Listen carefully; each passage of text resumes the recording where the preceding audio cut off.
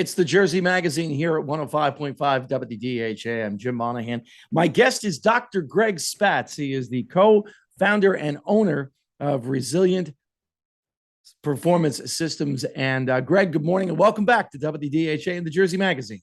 Thank you, thank you. And you just told me this is my third time. I didn't even know I wasn't keeping track. I'm glad you are. Yeah, you've been a multiple guest. Since the last time we spoke, there's a new addition to the Spatz family. 7 weeks, if I'm not mistaken, right? 6 or 7. I was just joking how it's the third one, so I'm not even really sure, but we'll go with it. 7 sounds good.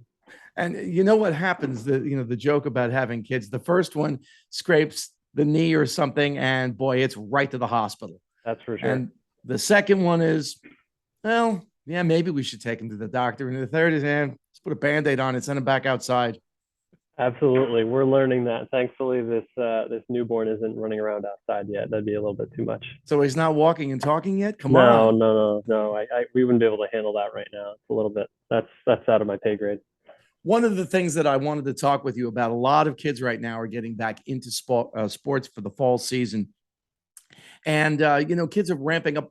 Kids who play, for example, travel softball, club baseball, they probably took a good portion of the month of August off. What should they be looking for in terms of starting to ramp things back up for their fall seasons, Greg? Yeah, that's something. It's a tricky situation, and the fall is often some of the most problematic time for when I'm seeing a lot of new patients that are throwers, like baseball, softball players. We'll see some more injuries popping up in the fall for a couple different reasons. One, I think, being like you said, where there's like a 2-week period where summer baseball ends, and then a lot of families take vacations in August, and there's not a lot of throwing going on because there's nothing formally organized. And then they're just hopping right back in where they were. And there's that 2-week window where you're losing some conditioning in your arm. Maybe if you're an older athlete, you weren't at the gym as much and keeping up with your lifting weights and mobility work and whatnot. So if you're one of those athletes and you're going into a fall season, it's super important that you get back to your routine of lifting weights, any strength work, mobility work that you're used to doing. And then you have to consider a lot of these club teams in the fall can't do as much practicing as a team throughout the week like they normally would do in the summer because of school. The demands of school and homework, it just doesn't happen as much. So you almost have to take onus as the athlete and do stuff on your own at home. Make sure you're throwing throughout the week so that you're ready for the weekend. And it's not the first time you're throwing is, inning one of a double header where you got 2 games on a Saturday and Sunday, and you haven't thrown since the weekend before. So I think getting back to having some sort of plan set in place where you're throwing maybe even just twice a week during the weekdays, getting back to any sort of strength and conditioning work you might be doing, and just maintaining movement in any of the joints that we're talking about. If it's a thrower, you got to make sure your shoulder doesn't stiffen up on you, and you're getting all the stretching in that you need to do and whatnot. You kind of anticipated the next question I was going to ask you, which would be the best way to ramp back up for the fall season. How long do you think it takes on average for an overhead throwing athlete, and this could be baseball or softball, who did take 2, maybe 3 weeks off during the month of August? How long do you think on average it takes to ramp back up again? I would say it definitely depends on the position. If I want to put a blanket statement on it, generally speaking, for most of my athletes, again, I'm typically seeing people who are injured, so they really need some sort of period of shutdown, which is probably going to be a little bit longer compared to somebody who was healthy, 2 weeks earlier. But generally speaking, it's if you take off for a week, you should probably plan a week where you're building back up to where you were.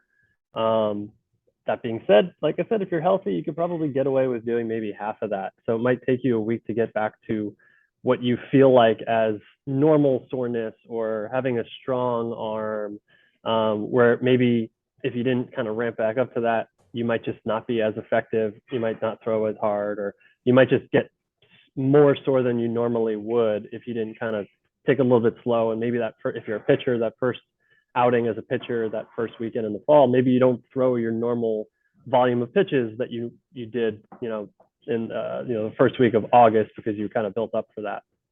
Dr. Greg Spatz, my guest this morning on the Jersey Magazine from Resilient Performance Physical Therapy here at 105.5 WDHA. A lot of athletes who play spring, summer, let's say softball or baseball, may still compete in the fall, but they're doing it on a different sport. Do you want them ramping down from throwing?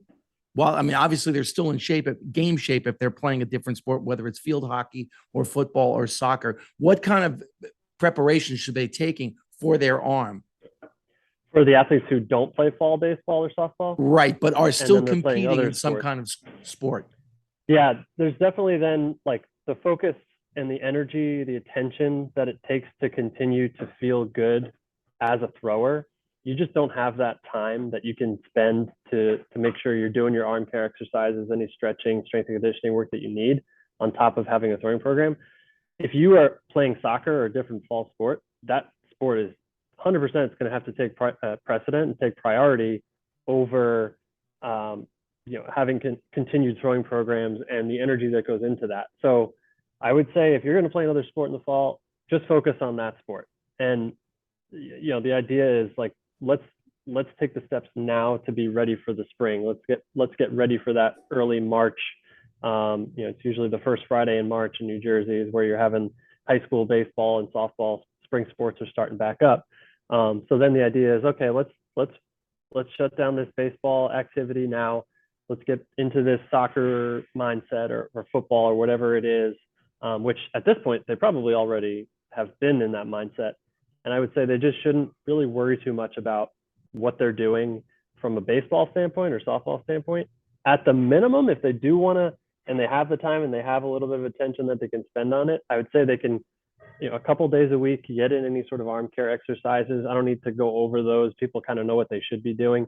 Get those in, check those boxes, once, twice a week, so at least you're doing something for your arm. And then maybe if you want to throw a bucket of balls once or twice a week just to keep the arm moving, because I know there's some athletes who don't like to not throw at all and then start back up because they just feel worse. I'd say most people are going to feel a little bit worse when they have some sort of deload or shutdown period. But if you do want to throw a little bit, I'd say go for it 1 or 2 times a week. Nothing crazy. Throw around a football instead. Like throw other sort of balls and different sort of sports implements that you might have access to, or just play with your friends. Of course, by the time an student athlete gets to high school, that fall sport takes up a lot of time. Football is a good 6, sometimes 7 days a week. Soccer, that can be the same thing, of course, and field hockey, whatever. But at middle school, it's a little different. You still have kids playing maybe a club team. Maybe they're also playing for a town team in baseball or softball. And maybe they're adding another fall sport in like soccer or something. In your opinion, your professional opinion, what are the dangers of overscheduling? Yeah, that's a tough part. Tough part about growing up, going through puberty. A lot of these kids, it's hard to sometimes compare all of the kids on one team because one might have already, been through puberty for quite a bit of time, depending on what age we're talking about here. But if we're talking about that middle school age, that's when that stuff's starting. And some might not have even, they're not sniffing that for another year or two. So a lot of kids are very different. If you have a kid who's big and strong, stronger than maybe his peers, the kids he's playing against, it's probably going to be, it could potentially be a little bit more taxing on him to be playing more than one sport in a day because he's functioning at a higher level. He's dealing with more force and more mass when he's playing his sport, or she. And so it might just be, in general, a good idea, like just pick one sport per day. If you're playing more than one, try to pick one per day. Don't go to a baseball practice and a soccer practice on the same day if you have that option.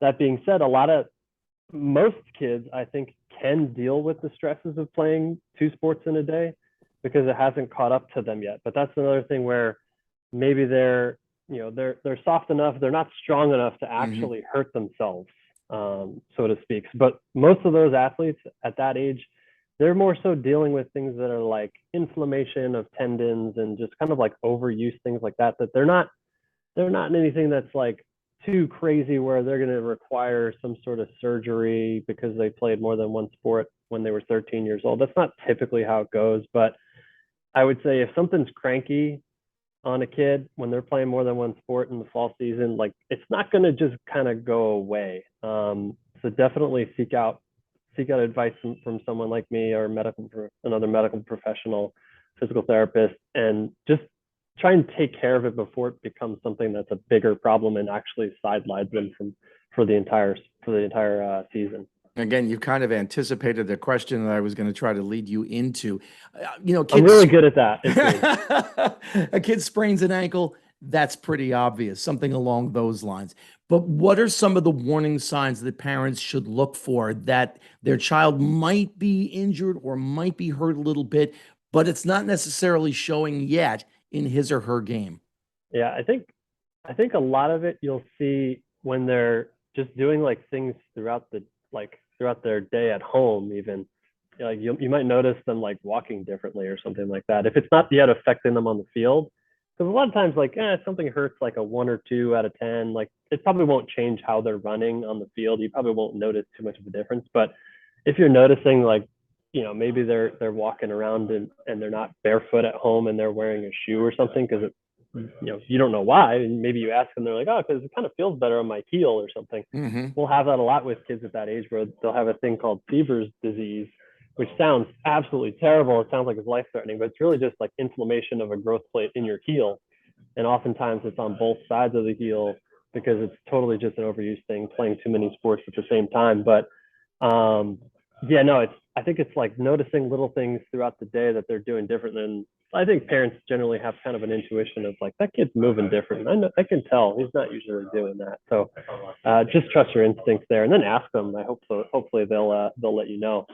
This fall, I am coaching a group of 13-year-olds, 12 and 13-year-olds, and they're making their adjustment to the big field for the first time. And a lot of these kids, they have maybe a year or two of 50, 70, that intermediate field under their belts. But we had a meeting with the parents and players the other day, and I said to them, one of the big things I want you to think about here is the word patience, because it's going to be the middle of sophomore year before you really adjust to the big field. I mean, they're playing on a field that's designed for adults. And, you're looking at kids who need a cutoff man to get the ball from third to first. I remember that. I remember that for sure. Yeah, it's a big adjustment for sure. And then when I was growing, we didn't have 50, 70 as an option. So going right from the 45, 60 to 60, 90 that was huge. And I actually remember my very first time playing on that field. And like you said, it was like I'm throwing the ball 45-degree angle in the air to get it to first base from shortstop. That was pretty rough. I remember standing on the mound at the first practice of Babe Ruth season. It's my first time on the big field, and I'm looking, and it's only 60 feet, 6 inches. I look at the home plate, like, oh boy, that's a long way away. Yeah, it's a little daunting for a little kid.